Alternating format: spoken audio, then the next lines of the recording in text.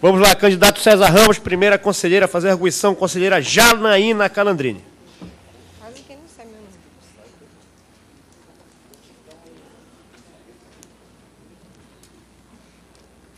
Candidato, a Emenda Constitucional número 45 de 2004 introduziu o inciso 78, quase que não sai, do artigo 5º da Constituição para assegurar a todos, no âmbito judicial e administrativo, a razoável duração do processo e os meios que garantam a celeridade de sua tramitação. Como o senhor pretende tornar efetivo em sua prática judicante esse direito fundamental?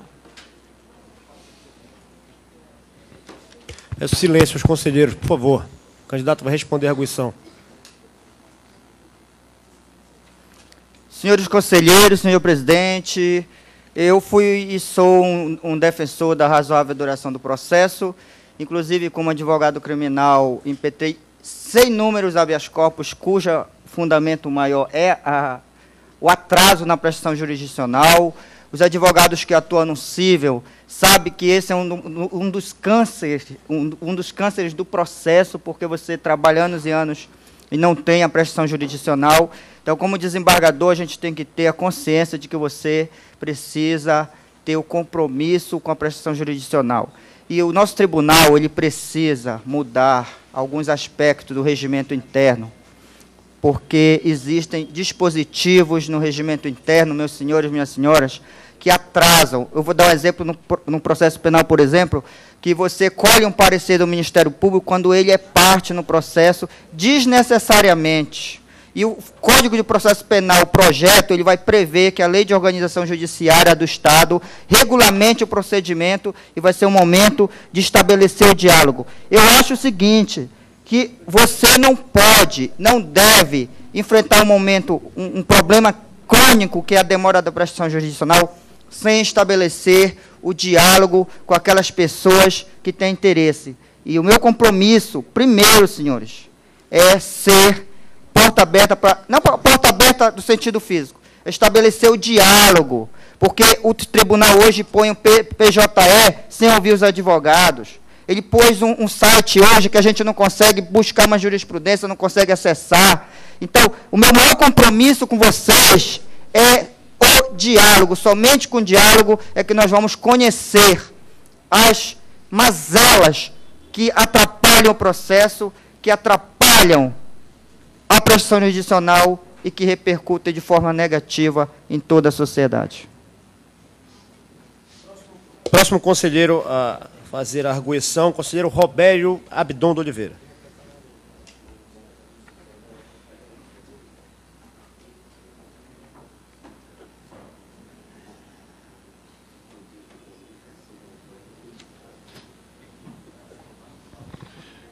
Candidato, de que modo um desembargador estadual pode tornar-se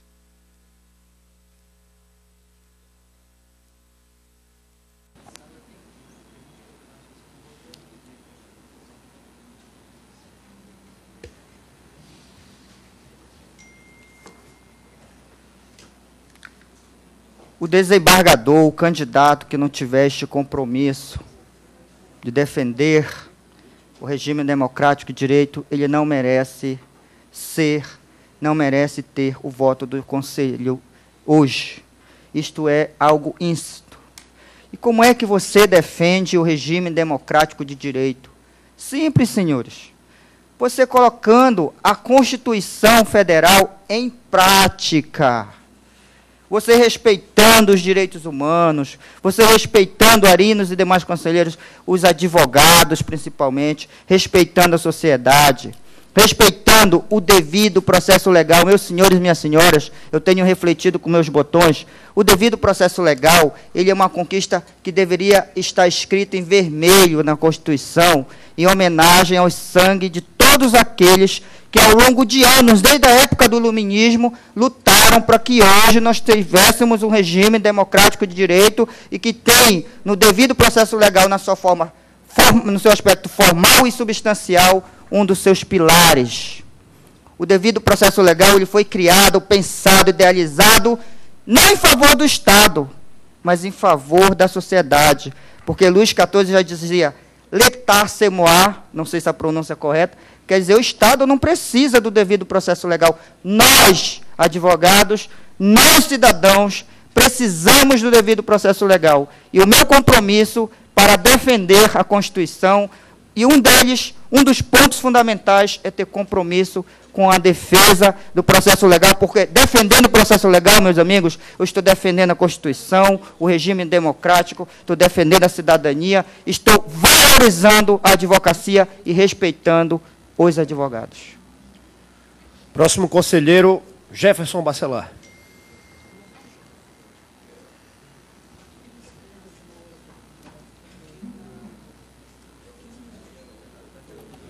Candidato, o artigo 7º, inciso 10 da Lei 8.906/94, dispõe o seguinte: usar da palavra pela ordem qualquer juiz ou tribunal mediante intervenção sumária para esclarecer equívoco ou dúvida surgida em relação a fatos, documentos ou afirmações que influam no julgamento, bem como para replicar a acusação ou censura que lhe forem feitas.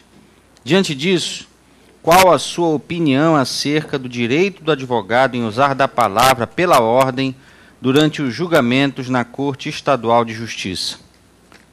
Conselheiro Jefferson, muito obrigado por esta pergunta, porque eu, como advogado, e especialmente no júri, sou defensor desta palavra. Mais recentemente, no júri da Savana Natália, o promotor queria me calar, o juiz mandou me calar, eu disse que eu não iria me calar, porque o Estatuto da Ordem dos Advogados do Brasil me dava o direito de falar pela ordem.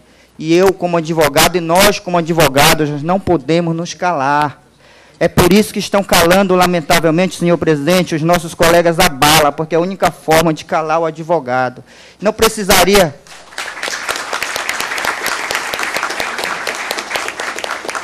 Isto está gravado no meu júri.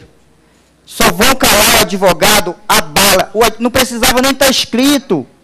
Não precisava de estar positivado. Está positivado porque, lamentavelmente, alguns juízes, eles veem o advogado como inimigo. Nós somos colaboradores da Justiça. No Supremo Tribunal Federal, no STJ, os senhores que têm experiência, eles valorizam o advogado, eles valorizam a palavra pela ordem. Pela ordem, senhores. E este é um compromisso que eu tenho porque eu fui vítima e passei muitas vezes por prepotente no tribunal porque eu não deixei de usar da palavra. Se o desembargador não me deu, se ele não me der, mas a Estatuto da Ordem dos Advogados me dá.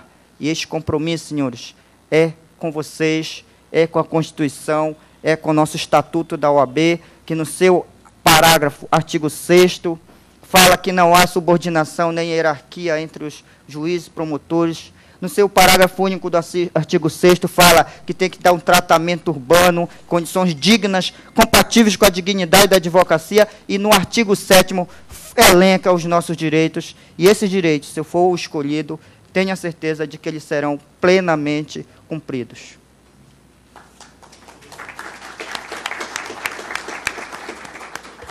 Próximo conselheiro Denis Lopes Serruia.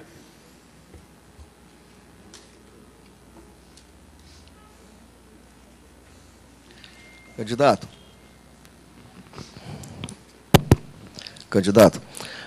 como o candidato analisa a federalização dos crimes contra os direitos humanos por intermédio do incidente de deslocamento de competência, no contexto da atuação do Tribunal de Justiça do Estado do Pará?